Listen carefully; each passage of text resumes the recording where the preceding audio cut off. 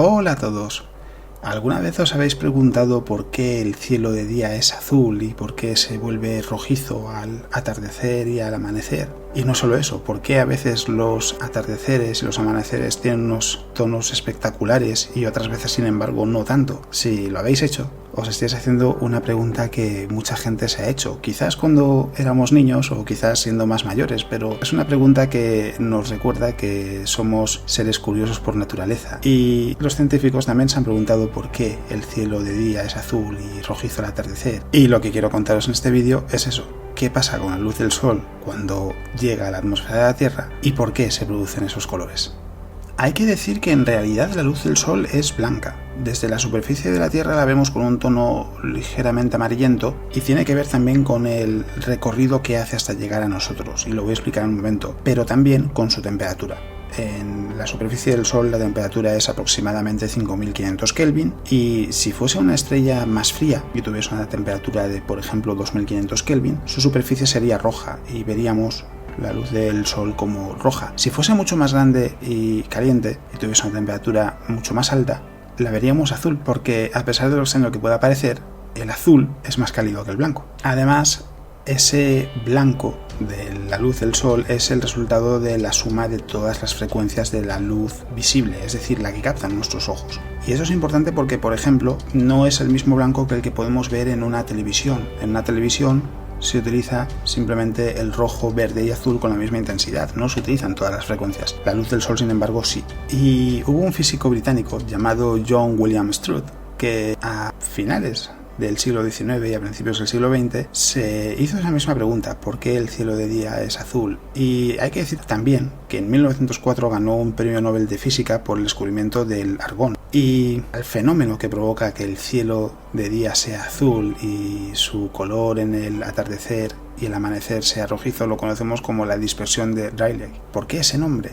Porque John William Strutt fue el tercer varón de Rayleigh. ¿Pero qué es la dispersión de Rayleigh? La descripción es un poco técnica, pero os la voy a explicar y veréis que en realidad no es tan compleja como parece. Es un fenómeno que provoca la dispersión de radiación electromagnética por partículas que son más pequeñas que la longitud de onda de los fotones dispersados. Y esto, dicho así, seguramente suena muy enrevesado, pero en realidad lo que quiere decir es que en el espectro visible, en la luz que podemos ver, en la parte del espectro electromagnético que podemos ver, los colores tienen una longitud de onda. El azul tiene una longitud de onda mucho más pequeña que el rojo. De hecho, cuanto más estirada sea la longitud de onda, más nos movemos hacia el rojo. Y si seguimos estirando, entramos en el infrarrojo, que nuestros ojos no pueden ver. Si seguimos acortando, desde el azul pasamos al violeta y subimos al ultravioleta, que nuestros ojos tampoco pueden ver. Por tanto, como hay una longitud de onda concreta, hay partículas que pueden tener un tamaño mayor o menor que cada una de esas longitudes de onda.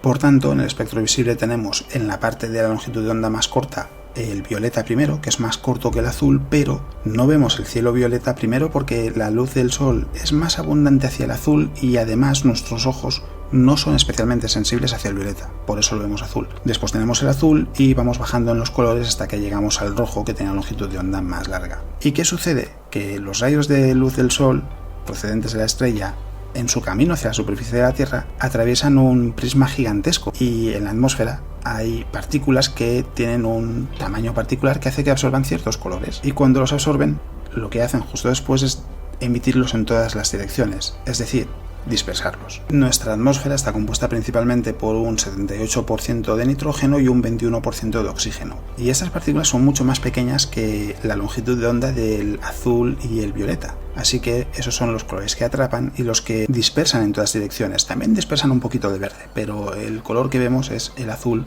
por lo que os contaba antes. Es al que somos más sensibles y es el más abundante. Y como seguramente sepáis, la densidad de la atmósfera aumenta a medida que bajamos a la superficie. Cuanto más nos alejamos de la superficie, menos densa es. Y esa es la explicación por la que el cielo de día es azul. Aunque nos queda explicar entonces qué pasa con los atardeceres, por qué de repente cuando el sol está cerca del horizonte el cielo se vuelve rojizo. Hay que decir también que durante el día, si observas el sol que no se puede hacer de forma directa sin ningún tipo de protección adecuada, porque solo unos segundos son suficientes para que nuestra vista se dañe de manera irreversible. Y por favor, si lo intentáis que sea solo con protección adecuada, veréis que la luz del sol tiene un tono amarillento y el resto de la luz no se dispersa especialmente, por eso es de día azul, y por eso en el espacio la luz del sol es blanca, porque no hay una atmósfera de por medio que disperse su luz. Así que el Sol desde la Estación Espacial Internacional se ve blanco y el universo se ve completamente negro. ¿Por qué cambia de color el cielo cuando atardece y amanece?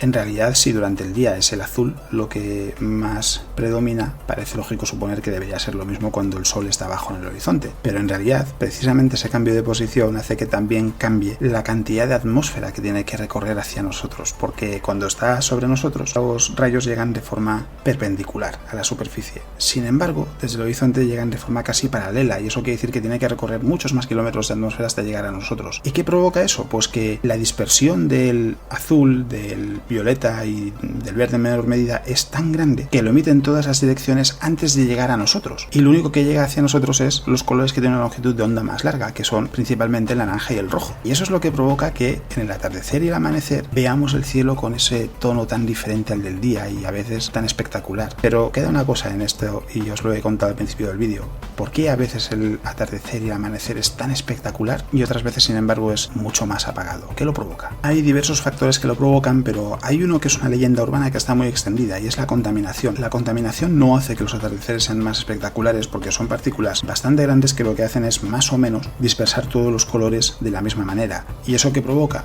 Que los tonos sean más bien apagados. Es decir, la contaminación no favorece, al contrario. Lo que sí lo favorece es que en la dirección en la que está el sol haya aire seco y limpio, y eso provoca que los colores sean mucho más intensos. También la presencia de nubes después de una tormenta, que hace que el aire esté limpio, pueden hacer que los tonos sean mucho más llamativos, entre otras cosas porque las propias nubes reflejan ese tono del sol y lo envían de vuelta a la superficie.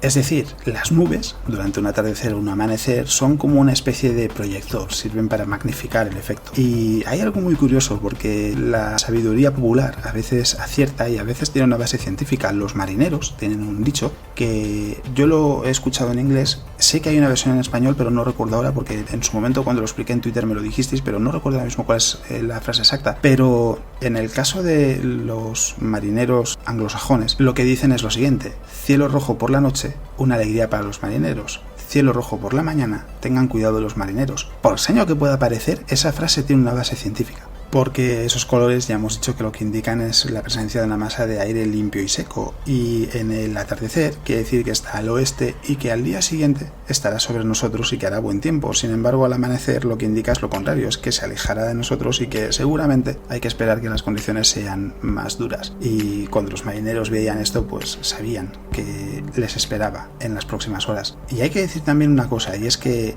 durante el ocaso, cuando vemos el sol ponerse, en realidad no lo estamos viendo en tiempo real, porque hay en realidad un minuto de retraso aproximadamente en el que vemos el sol cuando ya no deberíamos verlo, porque ya está por debajo del horizonte, pero sigue estando ahí. Y es porque la atmósfera actúa como una especie de gran espejo. Nos permite ver el sol, porque los rayos rebotan en la atmósfera y vuelven hacia nosotros, cuando ya no está ahí. Dicho de otra manera, lo que estamos viendo en realidad no es en tiempo real, es un espejismo. Con esto ahora sabéis por qué el cielo de día es azul y por qué el atardecer y el amanecer nos muestra un cielo muy diferente. Hay que decir que lo mismo sucede en otros lugares del sistema solar, y que, por ejemplo, en Marte los atardeceres, curiosamente, son azules. Y hacerse este tipo de preguntas es normal, no tiene nada de malo, se tenga la edad que se tenga, que nadie os diga lo contrario, porque es una señal de que somos curiosos y todos nos hemos hecho preguntas desde pequeños, y es parte de lo que nos hace ser humanos, el cuestionarnos todo a nuestro alrededor y el preguntarnos por qué el cielo de día es azul, qué son las estrellas, y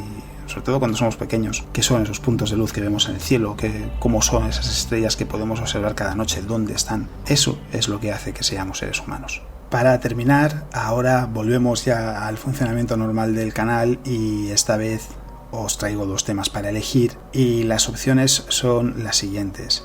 ¿Qué hay en el centro de la Vía Láctea, más allá del agujero negro supermasivo que todos sabéis que hay en el centro, que se llama Sagitario A estrella? Hay otras cosas, y en uno de estos vídeos lo que quiero explicaros precisamente eso: cómo es el centro de la Vía Láctea.